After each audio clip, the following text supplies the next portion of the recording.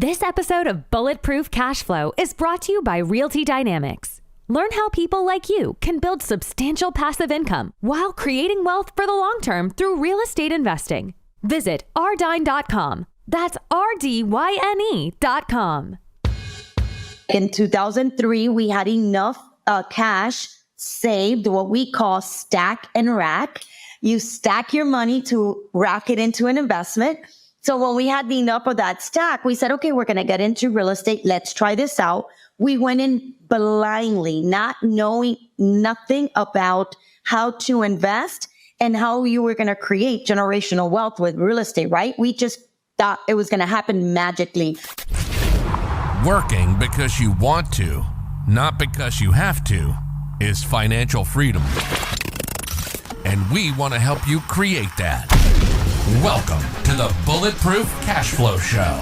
We're going to teach you how to achieve lifetime financial freedom through real estate investment. Your host is a multifamily syndicator and property developer. He's done deals reaching into the hundreds of millions of dollars. You'll hear from experts in all aspects of real estate investment, finance, development, and management.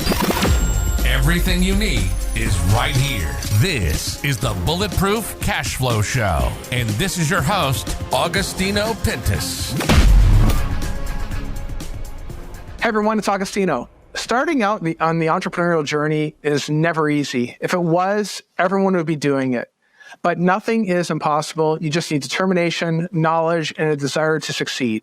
Now, our next guest knows all about this. She went from dropping out of high school to being completely broke to owning over $400 million worth of cash flow positive real estate. Now, she's always had a passion for new opportunities and has been an entrepreneur since she was 24.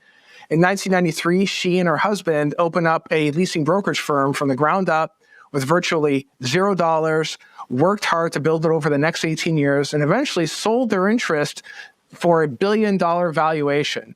Then in 2003, their family office, Ortsac Capital Group, ventured into the multifamily investing space where they amassed a $700 million plus portfolio. Today, she runs Rain Finance Group, a commercial real estate brokerage that helps with the sourcing and placing of capital for business owners across the nation. She also does real estate development as well, which is a huge part of what she does. We're going to be getting into that as well. Now, with all that, I'd like to welcome Sofia Castro to the show. Sofia, thanks for coming on. Thank you so much for inviting me here and to be able to share all of my knowledge, my experience, my ups, my downs with your audience. So thank you. Yes. Looking forward to talking. The green room was certainly very interesting. But guys, if you like what Sofia has to say, you can reach her via her contact page at sofiacastroofficial.com. Okay, we'll include a link in the description. All right, Sofia, go ahead and tell us just a little bit more about your journey. Okay, so my journey, I started out very, very young with actually, I dropped out of high school. I don't have a college degree. But I met my husband at 18 years old and he was 22, had a very positive mental attitude, always wanted to be an entrepreneur because he comes from a very also humble family, let's say, with no money, no career in his life. He just wanted just wanted to be his own boss. So when we met, we just decided that we were going to go into the entrepreneurship world. I really didn't know what that was going to entail. I was just like, well, I'm already at the bottom. He's at the bottom. How far are we going to fall? We're not going to fall too much. We're right there. We weren't going to get hurt if we fell. So we said, well, let's go for it. We had lots of ups and downs. It was not easy. We got pregnant when I was 19 years old. So we had a baby. And we had to, at that point where it's no longer, let's go venture and be these two young kids that just have this crazy mindset that we're going to go be entrepreneurs. So we had to be a little bit more serious. And at that time, I went back to school just to get some technical degree, and I went to get ultrasound technology, like to do cardiovasculars and maternity ultrasound, just because it was something that was there and it was going to be an 18-month course. So we did that. He worked 2 jobs. I worked the job. And during those journeys, we still said we want to be entrepreneur. We loved real estate. we saw that every, millionaire or billionaire we saw was all because of real estate. We really didn't know what that entailed, but we said one day we need to be able to get into real estate. And so with that journey, we opened up a business, in 1995, around there, that was about leasing brokerage. And my husband had come across this manual because he was in the Better Business Bureau selling memberships. And he came across this one company that sold manuals to become a commercial leasing broker. We didn't know what that was, but, my husband was great at sales. The owner of the company was very fond of my husband. And we're like, you know what, let's do this. It was $1,700 to buy the manual. We did not have that money. So I went to my parents. My parents didn't really have much money, but they had $1,700 that they were able to let us borrow. And we went and got that manual. And we just had the mindset at that point that there was no other choice. We needed to make something happen. We wanted to be our own business, have our own business. And this was a chance to do it. And, when we just put our mind to it and we created this goal of like what we were going to do with this business, it ended up coming out way better than what we expected. And that business, like I told you, we started it in 1995, I believe, around there. And in 2019, we were able to sell our portion of this business for $1 billion evaluation. But within that journey, it wasn't that easy, okay? I just don't want to sit here for 3 hours telling you this whole journey. But within that journey, we had many failures that we took on as lessons and were able to give us that university degree, that master degree on how to really overcome those and make them into this grand journey that we were able to create. And in 2003, with some of the money that we were making from this company, we ventured into real estate. So we had both companies, again, going at the same time. And we went into the condo conversion at that time. I don't know if in 2003 you were in real estate, but that was really heavy with condo conversion. So we would buy these apartment buildings, kick everybody out, convert them into condos and sell them individually. But in 2006, when the world comes around and it's, the financial crisis comes around, we had $81 million in debt. And we didn't know what we were going to do. We were like, oh no, we cannot fail at this point. We'll lose everything we have worked so hard for, and we can't let that happen. So luckily, my husband, being the entrepreneur he is and being, always with that PMA, it's positive mental attitude. And we're doing whatever this lesson, we're going to also take it into, a journey of getting it done. We were able to overcome all of those crazy times of the financial crisis. And we then learned what multifamily business was, and having that cash flow on a monthly basis to be able to survive and pay expenses.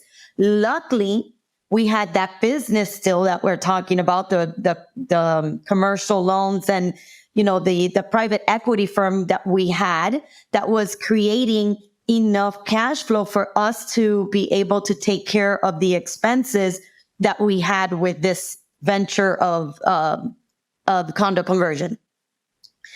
In 2006, we said we have to put everybody back in as a tenant so that we could receive, rent so that we could pay for these expenses.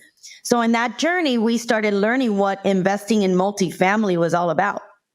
When we got out of all of those mishaps that we had with the condo conversion, that we had to sell some of the buildings, come to the closing table with cash instead of receiving cash, we were coming to the table with cash. And we sold all of those deals that just didn't make any sense because we bought them so high that even if you put renters in there, it wasn't covering the debt. So that's the lesson we learned there, is don't over leverage on any deal. That was a big learning lesson. So In 2011, we got back in the game, knowing exactly what we did wrong and what we learned about the multifamily. And we went in 2011 buying single family homes and multifamily, small garden multifamily apartments. And we started renting them out, learning what the cash flow business was all about.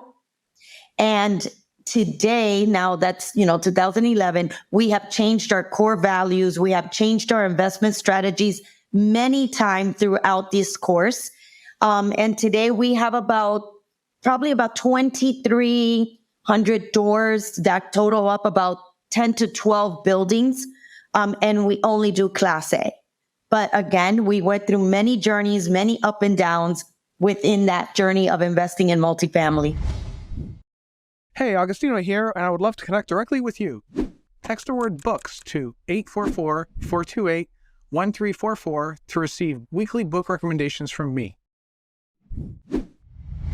So something you mentioned, I think 3 or 4 times now, at the very, very beginning was your mindset, the right attitude. You said the PMA, that's Napoleon Hill there. I recognize that, right?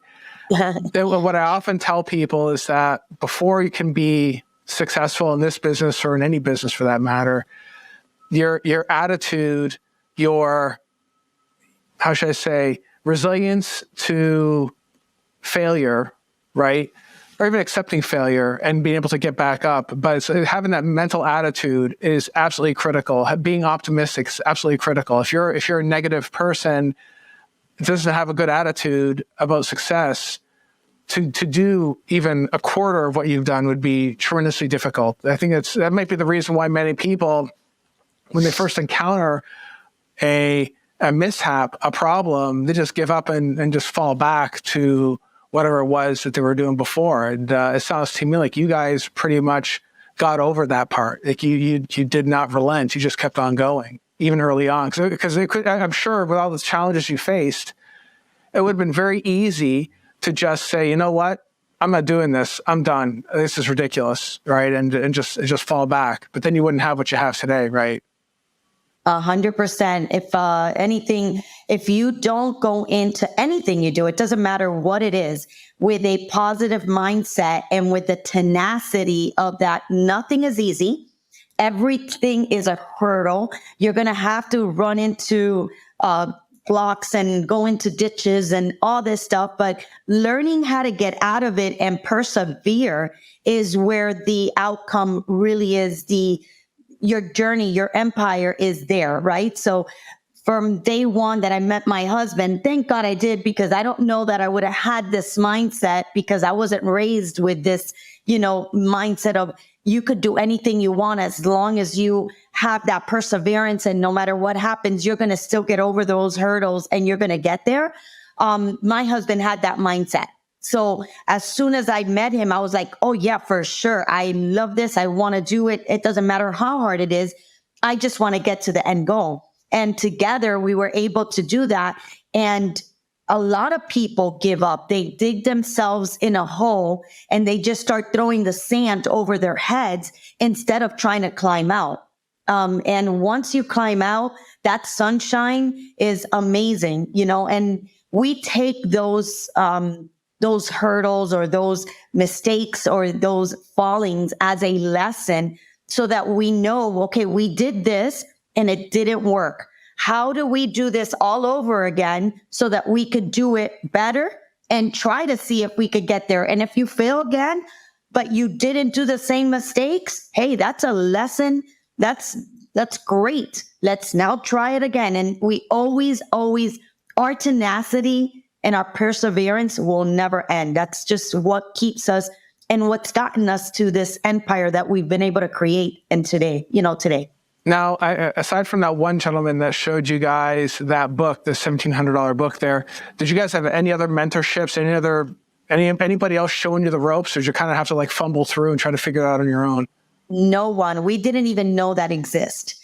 We didn't have mentors. We wish we did. Today, we have mentors. Today, years ago, we started knowing what mentors were all about, and we hired coaches and stuff like that, but later on in our lives, not at the beginning at all. The first, I think, 15 years, we had no clue what that was. Tony Robbins, Napoleon Hill, we would read books, we would listen to things, but that's as far it went in our mentoring life because we didn't know we could hire it. And at that time, we couldn't afford it even if we wanted to.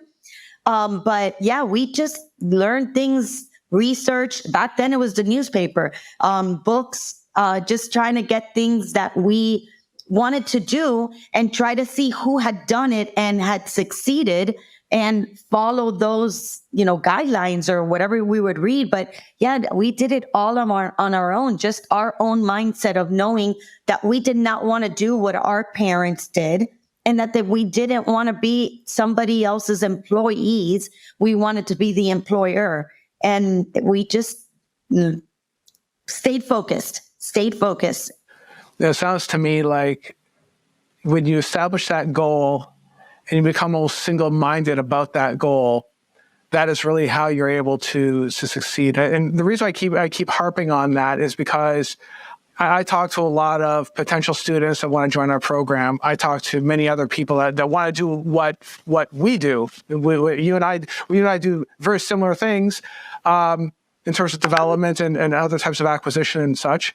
But I think it's when things get really, really tough, and they will get really, really tough, you have to be able to overcome it. And I think but it sounds to me like your why was strong enough. The why was strong enough that you really wanted to have a very different future and also a very different life than what your parents had. The same thing with me, I wanted something very, very different from when I grew up, which is why I devoted my entire life now to just doing what we do today. I think as the reason why, again, I harp on it, it's a very, very big part of seeing success all the way through. It has to be a big part of it. 100%. If you don't have that, you're not getting there. Yeah, that's right. So, okay, let's talk a little about your transition then. So when you transitioned from being that entrepreneur, selling off your portion of that company, and now you're flush with cash, what happened next? I think you mentioned some stuff. I know you at a very high level. How did you know that real estate was the place to be? And it sounds to me like you fumbled through to try to figure it out as well, right? 100%. So like I told you, from the very beginning that Bobby and I met, we always knew we wanted real estate. We always saw that real estate was, you're able to, if you do it right and you understand it, you're able to really create generational wealth. Bobby, for example, his parents always rented, right? So he always saw that landlord collecting rent every month, no matter what. The rent needed to be paid. So he always saw that in his mindset was, wow, this is a great business. No matter if the person has a job, doesn't have a job, if he's renting, he has to pay. And that landlord's collecting money on a monthly basis. And of course, you do have to evict some people and you probably won't get paid. But, majority of the times you're like, wow, he's collecting rent on a monthly basis and really not doing much for efforts, right? Because he owns a property and he's collecting. So he had that in his mind, but he really didn't know the business on its own. But as we started learning our business on our finance company and we understood business, we would research real estate and what it was. And we said, okay, we're going to do this. So like in 2003, we had enough cash saved, what we call stack and rack. You stack your money to rack it into an investment. So when we had enough of that stack, we said, okay, we're going to get into real estate. Let's try this out. We went in blindly, not knowing nothing about how to invest and how you were going to create generational wealth with real estate, right? We just thought it was going to happen magically, like a lot of people thought. Oh, you have money, you could put it in there, or have no money and get on real estate, which is not the truth. So when we got in it in 2003, like I told you, and we struggled because of the financial crisis, we learned a mistake that we went into an asset class that we did not understand, and we almost lost all of our money that we worked so hard for. at that point, we started really researching the real estate world, understanding how we're going to get out of here, what's going to make, what part of the asset management, or what were we going to do to be able to recover from where we were at. And then multifamily, of course, because we owned multifamily buildings, right, without the tenants per se, we started learning that, wow, wait a minute, multifamily is really the asset class that we want to invest in, because no matter what the market is, no matter what chaos is happening, tenants need a roof over their heads. They need a place. And apartment buildings, whether whether you're making money or not, like I said before, you have to pay your rent.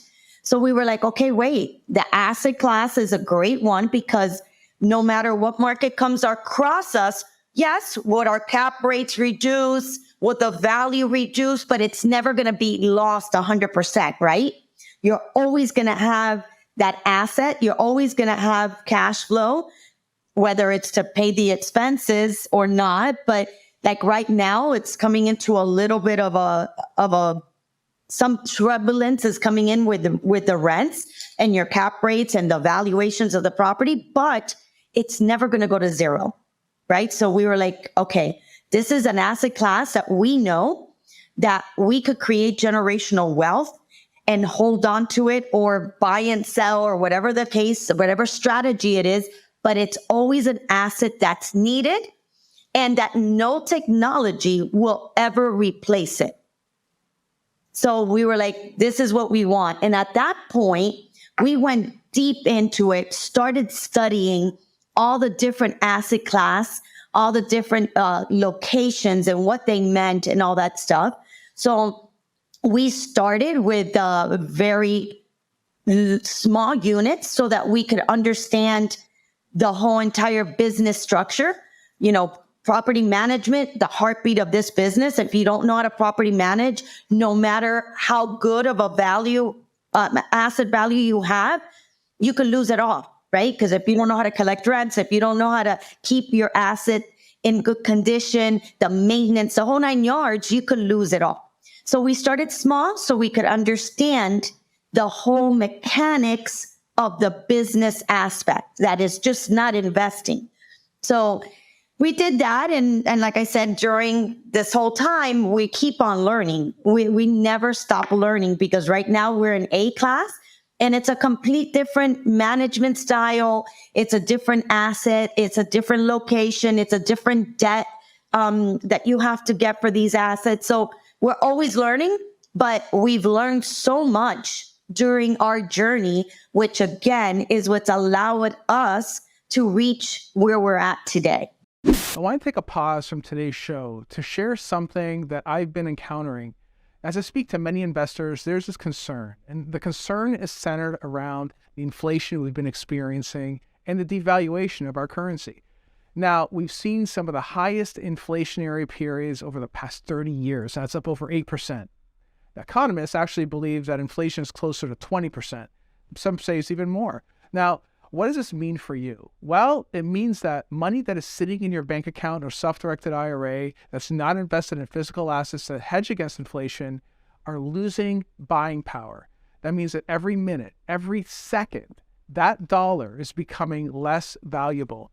You see this every day. You see this in the groceries you buy, the gasoline you buy, everyday items that you're buying on a daily basis are becoming more and more expensive, and you're using a less powerful dollar to buy these items. Meaning that dollar is losing value, and if it isn't put into a property that produces cash flow, just like real estate does. Now, our team here at Bulletproof Cashflow has put together a series of weekly webinars that cover real estate investing like multifamily, net lease, and real estate development. Now, these are purely educational webinars. In these webinars, we talk about why real estate offers a powerful opportunity right now and why it makes sense to invest in these assets today. So, if you're interested in real estate or want to have the opportunity to get involved as a hedge against inflation yourself, I encourage you to go to bulletproofcashflow.com/webinars. That's bulletproofcashflow.com/webinars. Now you go there, These webinars are 45 minutes and they cover different topics every week. We go over the things you need to know to avoid some of the common pitfalls when it comes to investing while getting you prepared to invest your paper dollars into a real physical asset. Now, if you can't make the webinars, just go ahead and register and we will send you a recording that you can watch at any time. And by the way, these webinars are entirely free. There's no cost to you. This is just something that we do to educate our folks out there. So if you're enjoying this episode, please like and subscribe to Bulletproof Cashflow. It helps the channel tremendously when you do. Now let's go ahead and get back to the show. Yeah. You know, what's funny is that something you mentioned, I've seen this happen in real life in terms of management and lining up the right property manager with the right asset. You know, there's managers, there's assets that I've looked at that I've actually bought where the property was on the cusp of falling apart. And what the previous owner had done is they put in an A-class manager in a C-class asset. And this doesn't work. You know, the A-class is high touch in terms of like, but it's almost like hospitality almost. Where in a C-class, you manage the C-class very, very, very differently than A-class, right? So 100%. Lining up the right manager with the right asset is absolutely critical. And then, of course, within that, you know as well as I do, property managers, very rarely do I ever talk to anybody and they're just over the moon about the property manager. You know, unfortunately, they get the crap beat out of them a lot. And, you know, property managers are few and far in between. The good ones, I mean. Good property managers. I always tell everybody the heartbeat of investing in real estate, at least in multifamily, is the management. Whether you're doing it or a third-party management is doing it, it's the heartbeat of the business. And if you let that fail, you can lose it all. Lose it all. That's right. That's right. But we were talking in the green room, and you guys did acquisition. We did a lot of acquisition. Really. You know, I think recently our focus has really shifted more towards development and net lease. And I think you guys pretty much do a lot more development now, it sounds like. I think, didn't you say you have like several projects going on right now currently? Let me tell us a little bit about the projects. Yeah, so for the first time ever in our whole career of investing in real estate, we started doing our getting into development. And we have 3 development projects going on right now. One broke ground just about a year ago, and we should be done May of 2023. And that's about 173 units here in Davie, Florida. It's our first one, so that one's going to be very exciting. Then we have one in Orlando, or Vito. It's a city out in Orlando, and that one is in the 200 plus units. It's a Class A with a multi-use. Which we've never done multi-use, but the city required it. So this is going to be the first ground up with multi-use. So it's exciting also. And then we have one in Tennessee that we actually own this property. 7 years ago, we bought it, and it was already a triple net lease with a aviation, a mechanical motor school. It's called Lincoln College, and they teach students how to, work on the motors of these cars and boats and so forth. And the lease is coming due. So it's in an area that's very up and coming. So we're very excited. We're going to knock down the building because it's a very, very old building, and it was done for student housing. So they're only studios. So we're going to knock down this building and create our third ground up project. Very cool. Very cool. So that mixed, you said mixed use, right? That one, the second deal you're doing. So that's going to be what are you picturing in there? Are you picturing like restaurant or something like that, or what? So you know what? Right now, that's what we're consulting with multi-use developers and realtors that deal with the storefronts, and we're trying to see in the area what is their needing of for the multi-use, because these multi-use, sometimes you get them and it struggles because either the parking lot is too tight because you already have the tenants that live there, so parking space is kind of like a struggle. Some businesses don't want to be in an apartment buildings. Others love it. So we're now consulting, but we're thinking about some healthy, healthy place for like a eatery type of thing, not too huge of a restaurant, because you don't, like I said, parking. We don't know if a small bank would like to be there. A dry cleaners we were thinking about. So we're right now 100% don't know what it's going to be, but that's what we're working on at the present time, of what we're going to be putting in those stores fronts in the bottom. We're doing, I think I mentioned in the green room too, we're doing the Rockefeller here in Cleveland, and we have CBRE. They have many, they're not plugging CBRE or anything else like that, but we partnered up with them to find the right tenants for this location. So we've talked to several national tenants already. And but to your point, you kind of have to have the right tenant for the local neighborhood, because they eventually become part of the neighborhood, and the asset is valued depending on who's in that bottom floor. And in our case, we're in a high rise here. So if you have Starbucks versus an unknown coffee shop, because they have a Starbucks, they both serve coffee, but because you have a Starbucks is worth more. The corporate lease makes it worth more. So therefore it drives the overall valuation of the asset more too. So those are all very serious considerations. They're trying to pick out who's gonna occupy this commercial space. It's a very serious discussion internally, I'm sure. Yes, 100%. And it's kind of stressful for us because we've never done it. So we hired a consultant so that they could give us their best advice. And then we, from there, study it and then evaluate what we feel is right. Because we also know how to run businesses. So we're like, we'll take their advice, we'll put our, team together, and then we'll collaborate and come out with the best outcome for that building. Yeah. Excellent. But it sounds to me like, anyway, again, we're talking about this in the green room too. You guys are going to be doing a lot more development as we go into the future, right? Yes, for sure. Like I said, this is our first 3 properties that we're doing this development. But what we've come to when we underwrite these deals, even though that the materials, that labor cost, that everything is super expensive, at the present time, it just makes more sense to develop ground up multifamily than it is buying existing. So the cash on cash, the cap rate, whatever you want to, underwrite it as, it just makes more sense. When you're purchasing buildings today, you're having to buy at a 2 to 4 cap rate. And you're like, really? And when you underwrite to develop a new deal, we're underwriting at a 6 to 8.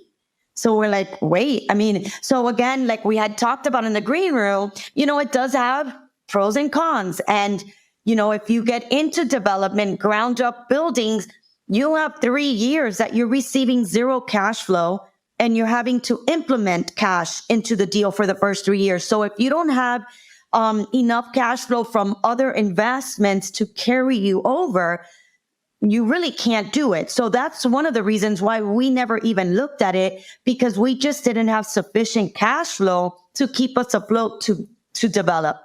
Now, luckily, in the stage that we are, we have enough cash flow from our other investments that could keep us afloat for the 3 years. And then we have this amazing building that'll be, cash flowing way better than all the other deals. But, and like we talked about, Bobby and myself, my husband, we don't do syndication. We don't take in investors' money. This is mine and his money that we've stacked to rack into investment. So we have to be very careful at the very beginning. But now we've gotten to a stage that we are going to be doing way more development because it just makes more sense on the cash flow return for our investment.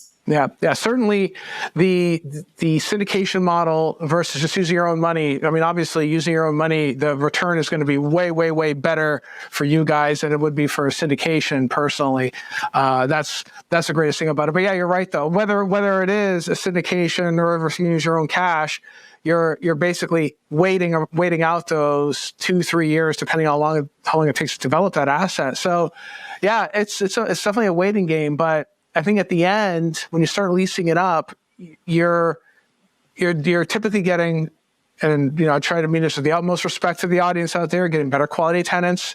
You're not dealing with people going through the property and tearing it all up or whatever.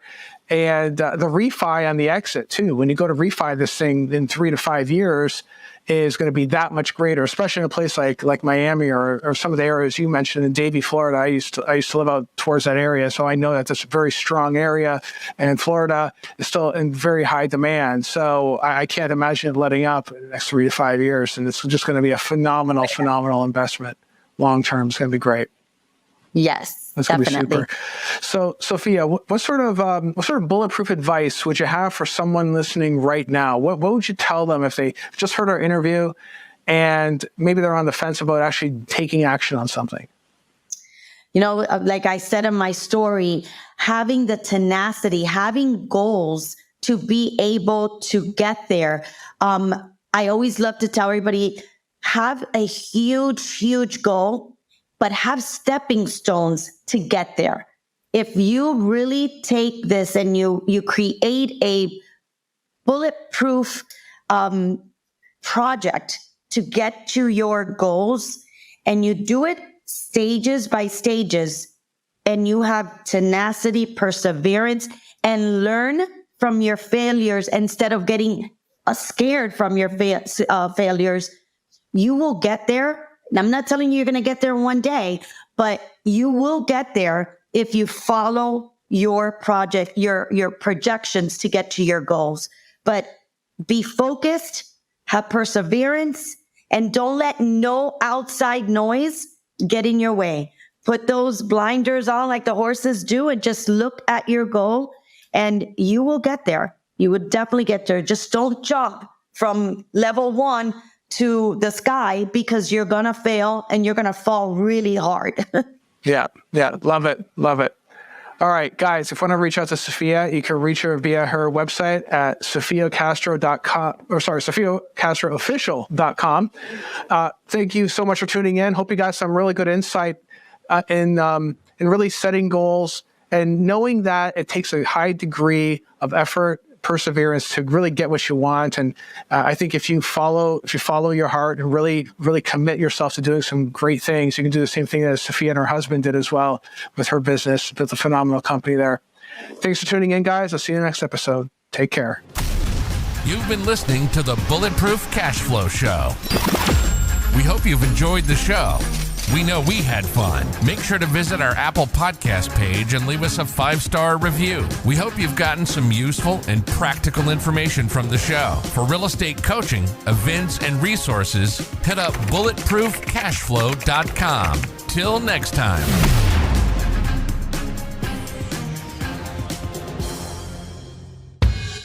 No information in this episode should be considered specific, personal, or professional advice. Any investment opportunities mentioned on this show are limited to accredited or sophisticated investors. Any investments will only be made with proper disclosure and subscription documentation and subject to all applicable laws. Please consult an appropriate tax, legal, real estate, financial, or business professional for individualized advice.